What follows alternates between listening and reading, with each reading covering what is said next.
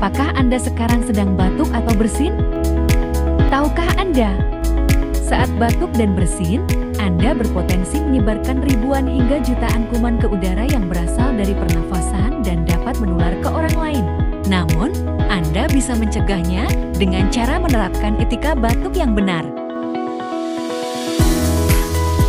Berikut merupakan etika batuk yang benar. Ambil tisu. Tutup mulut dan hidung dengan tisu. Buang tisu ke tempat sampah.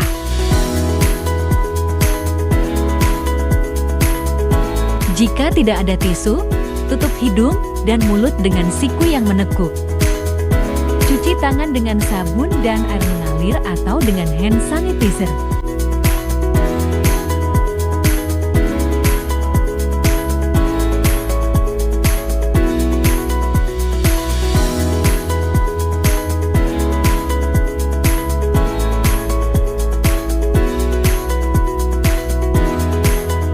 Apabila batuk terus berlanjut, gunakan masker.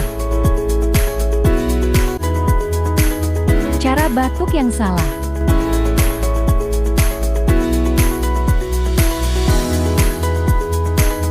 Cara batuk yang benar.